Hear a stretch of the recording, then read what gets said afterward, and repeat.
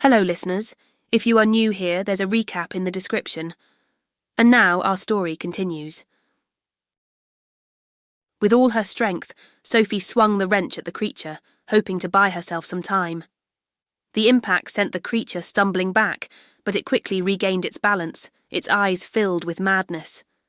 Just as Sophie prepared to swing again, she heard a loud voice exclaim, "Hey!"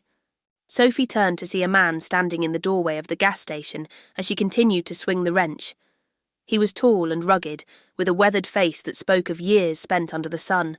His wide-brimmed hat cast a shadow over his piercing blue eyes, and his clothes were clean but worn. He wore cowboy boots and had a revolver holstered at his hip. The man took in the scene with a calm, steady gaze. "Looks like you could use a hand, miss," he drawled, his voice carrying a hint of amusement.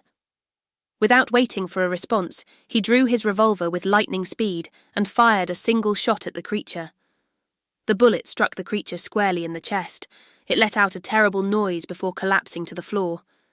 Sophie stood frozen, her heart pounding. The man holstered his revolver and tipped his hat to her. "Name's Jack," he said with a nod. "You all right?" Sophie nodded, still trying to process what had just happened. I think so," she stammered. "Thank you." Jack smiled, his eyes crinkling at the corners. "No need to thank me, miss. Just doing what any decent person would do." He glanced around the gas station, taking in the dilapidated surroundings. "Let's get you patched up and figure out what to do next." With that, Jack walked over to Sophie and gently took her arm, guiding her to a nearby chair. He knelt down to inspect her injured foot, his touch surprisingly gentle for someone so rugged. "Looks like you got yourself a nasty cut there," he said. "I'll be right back." Jack went outside to his van and returned with a first aid kit. He knelt down again and began to clean and bandage Sophie's foot. "Let's get this cleaned up and bandaged," he said, his voice reassuring. Jack treated her wound, and Sophie felt relieved. For the first time since Vincent had taken her, she felt like she might actually be safe. After Jack finished bandaging Sophie's foot, he helped her stand up. "You should rest for a bit," he said, guiding her to a more comfortable spot in the gas station. Sophie nodded, grateful for his assistance. She sat down and took a deep breath, trying to calm her racing heart.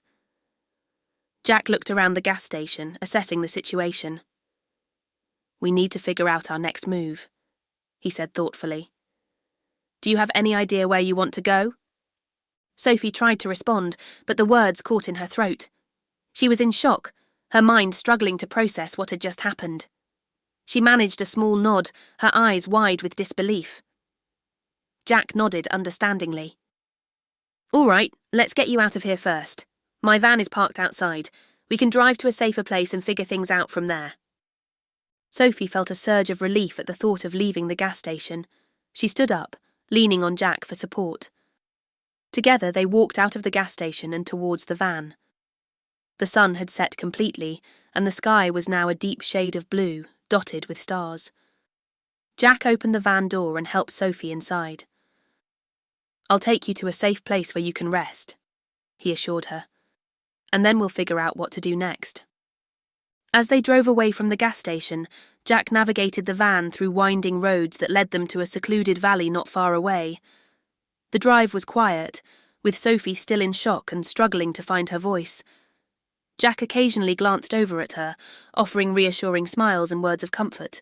The van eventually pulled into a small clearing surrounded by trees. The area was peaceful, with the sounds of nature providing a welcome relief. Jack parked the van next to a couple of folding chairs and a makeshift shelter. Nearby, there were about a dozen other vans parked in a semicircle around the clearing. "Welcome to my humble abode," Jack said with a grin as he helped Sophie out of the van. "It's not much, but it's safe." Sophie looked around, taking in the serene surroundings. The valley was bathed in the soft glow of the moonlight, and the stars above twinkled brightly in the clear night sky. She felt a sense of calm wash over her, the tranquility of the place helping to ease her frazzled nerves. Jack guided Sophie to one of the folding chairs and helped her sit down. "You should rest here for a bit," he said, his voice gentle. I'll make us something to eat. Sophie nodded, grateful for his kindness. She watched as Jack rummaged through his supplies and pulled out a small camping stove, quickly preparing a simple meal. As they sat together, Jack handed Sophie a plate of food. Eat up, he said with a smile. You need to keep your strength up. Sophie took a bite, the warmth of the food providing comfort. She finally found her voice, though it was still shaky. Thank you, Jack, she said softly. Jack smiled, his eyes crinkling at the corners. We'll figure out what to do next tomorrow. Sophie nodded, feeling a sense of gratitude and relief. She leaned back in the chair, the peacefulness of the valley lulling her into a sense of security. Jack, noticing how exhausted she was, offered, You can sleep in my van, it's cosy enough. Jack's van was well maintained, with a worn but comfortable interior. The walls were lined with wooden panels, giving it a rustic feel. There was a small bed at the back, covered with a thick blanket and a couple of pillows. It had a compact kitchenette, complete with a small stove and a sink. Shelves lined the walls, filled with various supplies and personal items. The van had a warm, lived-in atmosphere, making it feel like a home on wheels. Jack helped Sophie into the van and guided her to the bed. You can sleep here, he said, his voice gentle. I'll be right outside if you need anything. Sophie lay down on the bed, the softness of the blanket providing comfort.